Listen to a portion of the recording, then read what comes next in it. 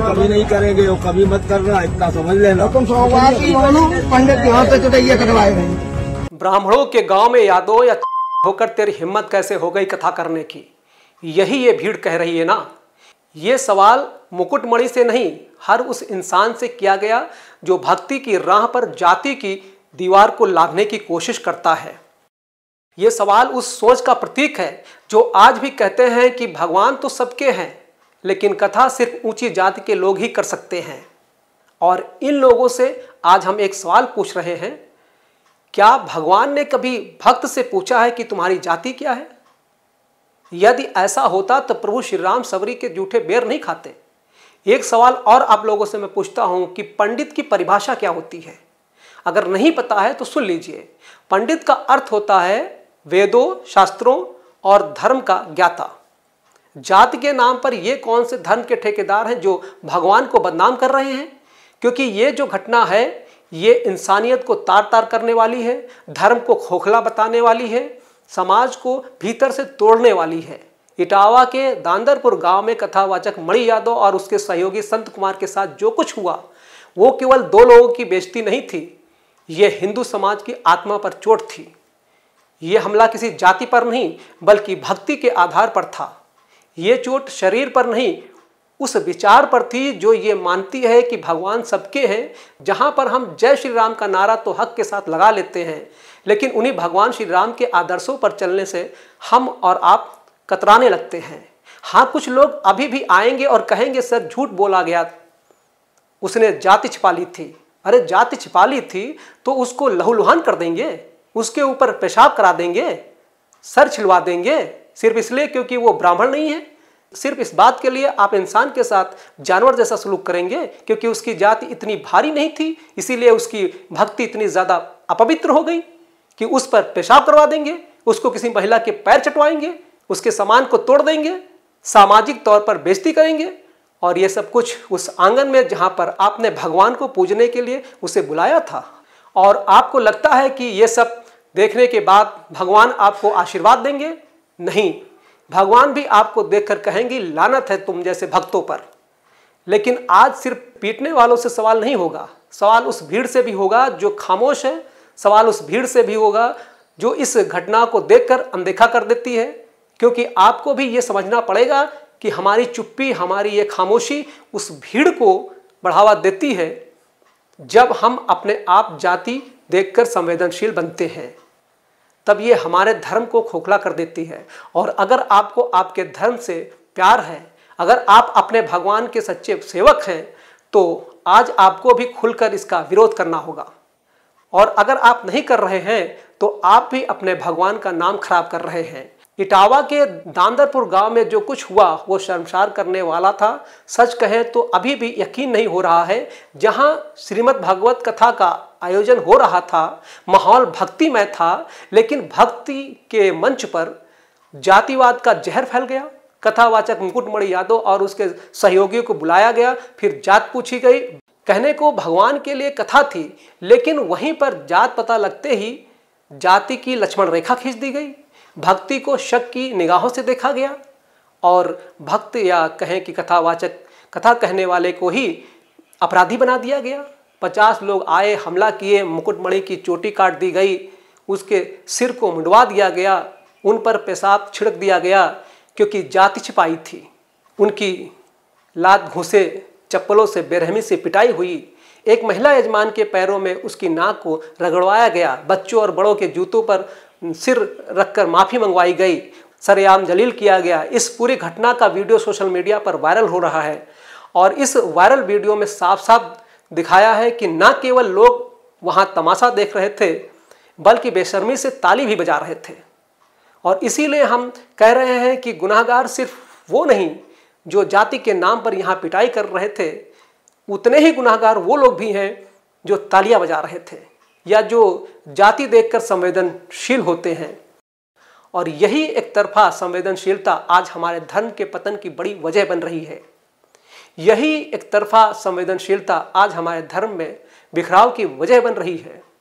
और अगर इसे हमने नहीं संभाला तो यकीन मानिए अपने धर्म के सबसे बड़े दुश्मन ही हम ही होंगे और आप होंगे। ये मैं इसलिए कह रहा हूँ क्योंकि इस घटना के वीडियोस को देखने के बाद कुछ लोग ऐसे हैं जो उससे शर्मिंदा नहीं हैं और अभी भी वो बेशर्मी से आकर कह रहे हैं कि देखिए उसने अपनी जाति छिपाई थी, ब्राह्मणों के मोहल्ले में जात छिपा कर गया था, ब्राह्मण बनने का नाटक किया था, 2 आधार कार्ड मिले थे, एक में मुकुटमणि अग्निहोत्री उसका नाम है, दूसरे में मुकुट सिंह लिखा हुआ है, उसने धोखा दिया था। तो क्या नाम के चलते आप इंसान के साथ जानवरों जैसा सलूक करेंगे? और अगर किसी ने झूठ बोला तो उसका जवाब हिंसा है? क्या जाति छुपा लेना इतना बड़ा गुनाह है कि इंसान की गरिमा को मिट्टी में मिला दिया जाए? हालांकि मुकुटमणि ये कहते हैं कि जाति उन्होंने नहीं छिपाई है, लेकिन फिर भी हम मान लेते हैं कि उसने ऐसा किया है, जात छिपा लिया है। तो भी क्या बर्बरता की पराकाष्ठा को पार कर देंगे? किसी के ऊपर पेशाब करवा देंगे? किसी के सर मुंडवा देंगे? किसी से कहेंगे कि उसका पैर चाटो? ये साफ साफ जाहिर है कि असली वजह धोखा नहीं थी, ये जातिगत घृणा थी। और ये भी बात याद रखिएगा, अगर किसी कथावाचक को ये महसूस होता है कि उसे अपनी जाति छिपाकर ही मंच मिलेगा तो सच कहे उसका झूठ असली दोषी नहीं है। असली दोषी तो वो लोग हैं, वो समाज है जो धर्म के मंच पर जाति की पहचान मांगता है। अगर समाज में उस व्यक्ति को एहसास ना हो कि जात देकर ही आप बुलाएंगे तो शायद छिपाने की ज़रूरत नहीं पड़ती। और अगर आपको लगता है कि छिपाना अपराध था तो इस देश में कानून है, पुलिस है, आप जाकर शिकायत कर देते। आप कहते कि हमारी धार्मिक भावना को ठेस पहुंचाया गया है, हम वहाँ भी मान लेते। लेकिन क्या जाति इतनी बड़ी दीवार बन जाएगी कि भक्ति उसके नीचे दब जाएगी? और ऐसी भक्ति करने से कौन से भगवान प्रसन्न होंगे? ज़रा हमको ये भी समझा दीजिए। ये जो बयान दिया गया है कि ब्राह्मण के गांव में यादव या फलाना जाति का होकर तेरी हिम्मत कैसे हुई, ये बहुत निंदनीय है। यह शब्द घृणित है। जातिवाद धर्म को तोड़ रहा है क्योंकि ये भक्ति को नहीं, जन्म को तवज्जो देता है। एक कथावाचक की कथा उसकी जाति से आंकी जा रही है। जब भगवान के भक्त को अछूत या नीच कहकर अपमानित किया जाता है तो सच कहें धर्म का असली स्वरूप वहीं मर जाता है। ये वो मानसिकता है जो हिंदू समाज को एकजुट होने से रोकती है। एक तरफ बड़ी बड़ी बातें होती हैं कि इस देश को हिंदू राष्ट्र बनाया जाएगा और दूसरी तरफ धर्म नहीं जाति पूछी जाती है। जात के नाम पर पेशाब करवाया जाता है, जात के नाम पर दोहरापन दिखाया जाता है। यही है धर्म को कमज़ोर करना। यही बाहरी ताकतों को आपकी कमजोरी का फायदा उठाने का मौका देता है। आप सोचिए ना, ये कैसा राष्ट्र है जहाँ राम की कथा कहने से पहले कथावाचक का वंश पूछा जाता है? ये कैसी एकता है जहाँ भगवत कथा जैसे पवित्र आयोजन को जाति की गंदी नज़र से देखा जाता है? इटावा की घटना जीता जागता सबूत है कि आज भी धर्म से पहले हिसाब लगाया जाता है। वसुदेव कुटुंबकम जैसे सिद्धांत ऐसा लगता है सिर्फ किताबों में ही बंद है। जमीनी हकीकत यह है कि अगर आप ऊंची जात से नहीं हैं तो आपकी भक्ति को संदेह के घेरे में देखा जाएगा। जब एक भक्त की भक्ति उसकी जाति से तोली जाती है तब धर्म का असली चेहरा सामने आता है और वो चेहरा श्रद्धा का नहीं, सत्ता का है, भेदभाव का होता है। और ये वही मानसिकता है जो धर्म को भी कमज़ोर बनाती है, क्योंकि जो समाज अपने ही लोगों को जाति के नाम पर तोड़ता है वो किसी मजबूत हिंदू राष्ट्र की नींव नहीं रख सकता। एकता की बात करने से पहले हमें अपने भीतर की उस दरार को भरना पड़ेगा जिससे जातिवाद हर रोज़ गहरा होता जा रहा है। और ये समझना पड़ेगा, इस घटना का वीडियो सोशल मीडिया पर वायरल हुआ, देश भर में हलचल मची। कई लोग हैं आक्रोश जता रहे हैं, नेता बयान दे रहे हैं, पुलिस कार्रवाई कर रही है, लोग चाह रहे हैं कि पुलिस और तेज़ कार्रवाई करे। कई लोग गिरफ्तार कर लिए गए हैं, कुछ की गिरफ्तारी जारी है।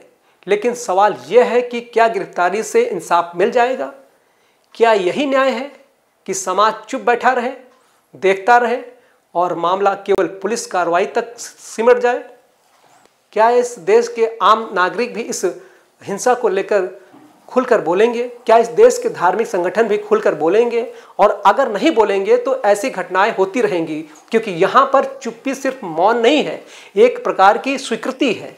जब एक वर्ग पर हमला होता है और बाकी तटस्थ रहते हैं तो वो सिर्फ सामाजिक विफलता नहीं बल्कि नैतिक दिवालियापन होता है।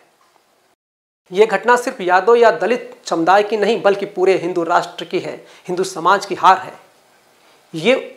ये उस धर्म की हार है जो समरसता का संदेश देता है लेकिन व्यवहार में भेदभाव को नज़रअंदाज करता है। जब तक हम जातिवाद के खिलाफ एकजुट नहीं होंगे तब तक हर गिरफ्तारी अधूरी न्याय की कहानी कहेगी। ये बड़ी विडंबना है, मैं सच कह रहा हूँ, बड़ी विडंबना है, बड़ी पीड़ा हो रही है कहते हुए कि कथावाचक पर मूत्र छिड़का गया, सिर मुंडवा दिया गया और हमारी भावनाएं आहत नहीं हो रही हैं, होनी चाहिए। जातिवाद के इस गहरे सच ने हमें बताया कि ये हमारा समाज अभी भी कितना खोखला है। धर्म जो एकता और प्रेम का संदेश देता है उसे कैसे हमने घृणा का अधिकार बना लिया है, घृणा का अधिकार बना लिया है। हमें इंसान की फिक्र नहीं है, हमें जाति की फिक्र है। हमें समानता और सम्मान की फिक्र नहीं है, हमें जात की फिक्र है।